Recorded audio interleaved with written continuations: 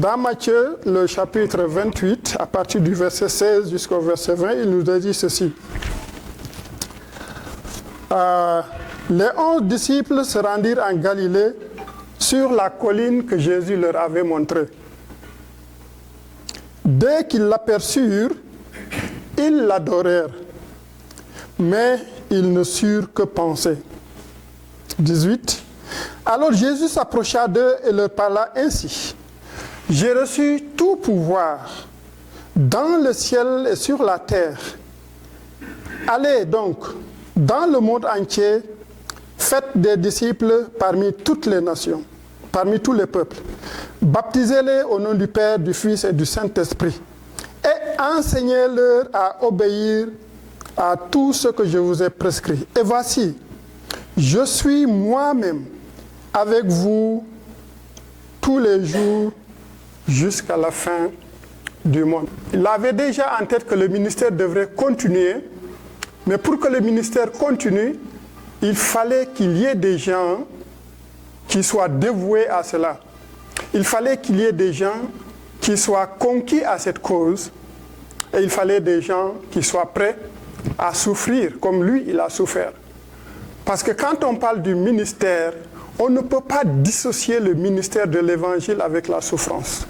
Et c'est la raison pour laquelle si vous souffrez à cause du ministère, vous êtes en train de faire le ministère. Ça ne veut pas dire que vous devez vous suicider, non. Ça ne veut pas dire que vous allez chercher la souffrance coûte que coûte, mais vous allez la trouver sur l'autre chemin de faire l'évangile. Et c'est ce qui s'est passé avec Jésus-Christ. Et il a fini par rendre l'âme. Et les apôtres qui ont suivi également, nous avons vu comment ils ont perdu. Comment vous pensez que Jésus ayant pris ce chemin de la souffrance jusqu'à la lie, les apôtres qui ont vécu ont pris ce chemin jusqu'à mourir certaines façons de mort. Nous, on va venir et on va être épargnés de la souffrance. Ce n'est pas du tout possible. La souffrance est l'un des lots du ministre de l'Évangile. Qu'il le veuille ou pas, c'est l'un des lots du ministre de l'Évangile. Mais ici, il dit que il y a une contradiction au premier verset. Il semble qu'il y a une sorte de contradiction ici. Les 11 disciples se rendirent en Galilée sur la colline que Jésus leur avait montrée. Et dès qu'ils le virent, ils l'adorèrent. Mais ils ne savaient pas quoi penser. Ça ne vous semble pas qu'il y ait une contradiction ici? Adorer Jésus et après ne savoir pas quoi penser, peut-être de Jésus ou de ça. Ça, c'est extrêmement, de nos jours, c'est extrêmement important. À l'adoration, nous devions toujours ajouter la réflexion. Il faut savoir quoi penser. De la manière dont on adore, pourquoi on le fait. Celui qu'on adore, pourquoi on l'adore. On ne doit pas adorer quelqu'un et par la suite ne savoir pas quoi faire de ce quelqu'un ou de peut-être de la mission qu'il nous confie ou de peut-être de la façon dont nous devons l'adorer. Et donc, la vraie adoration de la personne de Jésus-Christ va toujours de pair avec notre intelligence et nos émotions s'il y en a. Et de nos jours, on voit beaucoup de gens qui adorent qu'avec les émotions. Ils ne savent pas en réalité ce qu'ils pensent. Et je veux vous défier en tant que pasteur. Quand vous prêchez le dimanche, juste à la sortie, invitez dans votre bureau 5 personnes et demandez-leur qu'est-ce que vous avez prêché dans le message.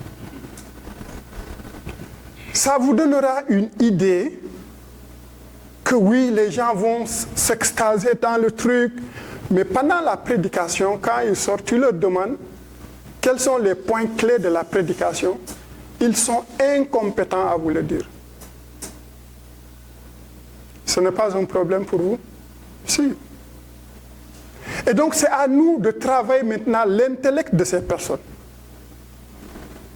Pour que, bien vrai, après qu'ils aient tombé en extase, après qu'ils aient manifesté leur émotion, de garder l'essentiel du message prêché Parce que c'est ça qui fait vivre l'âme. C'est ça qui nous donne le courage de continuer à marcher dans les difficultés et pendant que ça fait chaud. C'est ça qui nous donne à garder l'espoir là où nous pensons qu'il n'y a plus d'espoir. Là où les gens du monde pensent que c'est fini. C'est là où nous devons garder l'espoir, tout en sachant que ce n'est pas fini. Parce que le mot fini là, tant que ça ne vient pas de Dieu, ce n'est pas fini. Et ça, c'est un peu la chose, c'est notre responsabilité d'amener les gens à être conscients de ce qu'ils font, à être conscients de quelle relation ils ont avec le Seigneur, à être conscients de quelles sont les retombées de leur relation avec le Seigneur vis-à-vis du voisin. Parce que Jésus-Christ lui-même a dit que Dieu a dit que il est menteur celui qui dit qu'il m'aime et il haït le prochain. Et c'est ça, l'intellect doit être transformé de façon à ce que tout chrétien se dise que oui, j'aime le Seigneur, oui, alléluia, oui, etc. Mais au retour, qu'il fasse le bien et qu'il aime son prochain. Si ce n'est pas là le résultat de mon adoration, si le prochain ne bénéficie pas des retombées de ma relation avec Dieu, il y a problème. On continue en disant, alors Jésus s'approcha d'eux et leur parla ainsi. J'ai reçu tout pouvoir dans le ciel et sur la terre. Et il dit que partout en allant, avec ce pouvoir, faites des peuples des disciples. Nous n'avons pas besoin de chercher un autre pouvoir. Parce que ce texte nous dit que le pouvoir sur le ciel, dans les cieux, et sur la terre, est entre les mains de qui? Dieu m'a été donné tout pouvoir, sur le ciel et sur la terre. Et la seule chose dont le chrétien a besoin, c'est ce pouvoir-là. Le reste, c'est additionnel. Bien vrai que le matériel de audiovisuel, c'est bon, mais ce n'est pas l'essentiel. Si tu as ce matériel et que tu n'es pas connecté à ce pouvoir, le matériel est néant. Et c'est la raison pour laquelle la stratégie d'évangélisation doit toujours venir en deuxième position. Parce que si elle n'est pas connectée à ce pouvoir, si elle n'est pas imbibée de ce pouvoir, si elle n'est pas drainée de ce pouvoir, elle n'ira pas loin.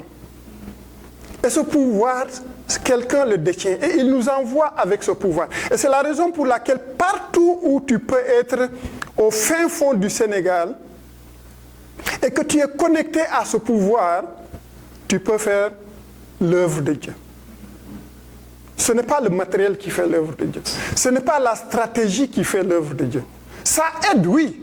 Ça facilite, oui. Mais si tu prends la stratégie en premier lieu, si tu prends le matériel en premier lieu, tu vas échouer sans le savoir. Et que ce pouvoir, tu peux l'obtenir sans l'intermédiaire de qui que ce soit. C'est Dieu qui l'a, c'est Dieu qui t'appelle et c'est Dieu qui te le donne.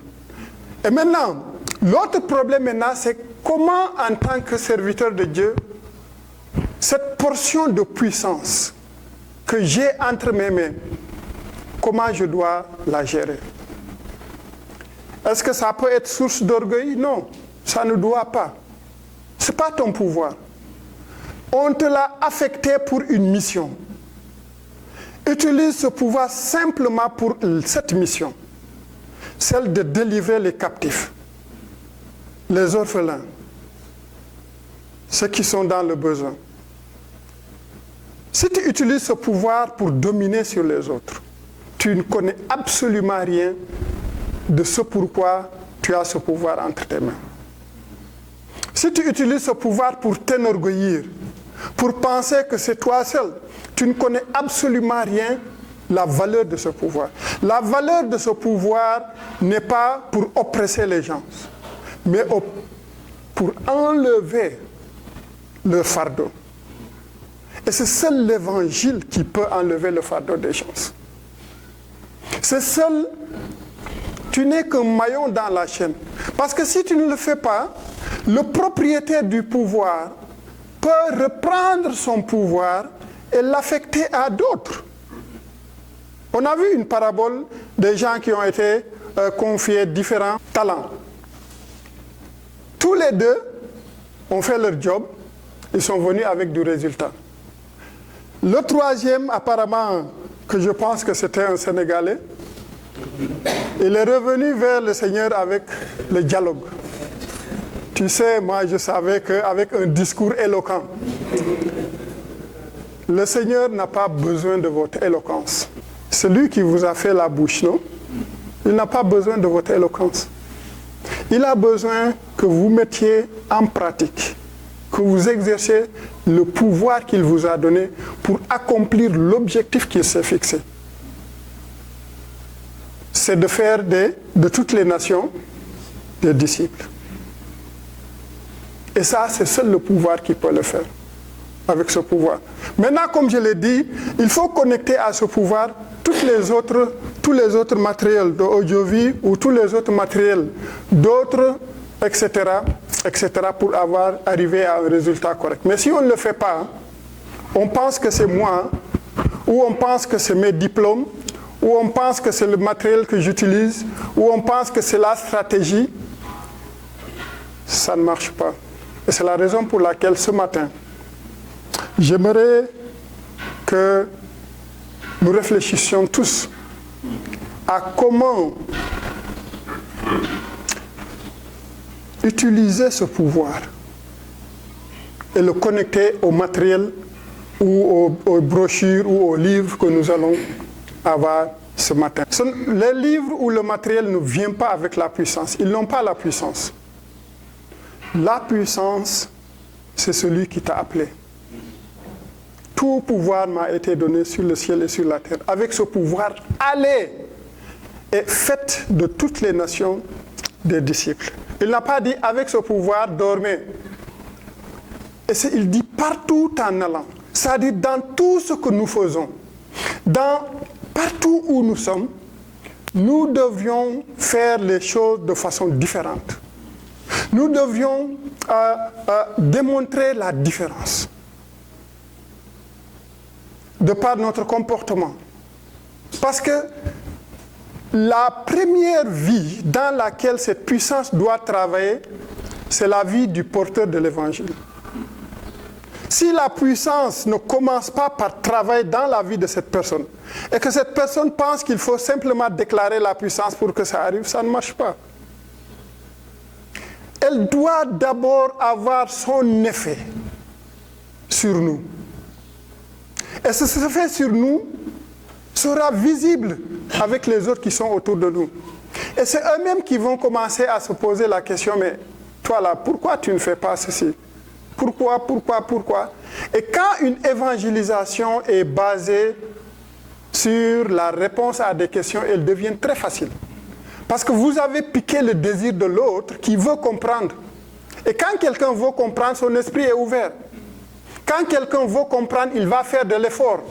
Quand quelqu'un veut comprendre, il va passer du temps avec toi. Et alors là, tu peux véritablement lui transmettre cette puissance que tu as reçue afin que lui-même devienne porteur de puissance. Que le Seigneur vous bénisse et que le Seigneur bénisse sa parole.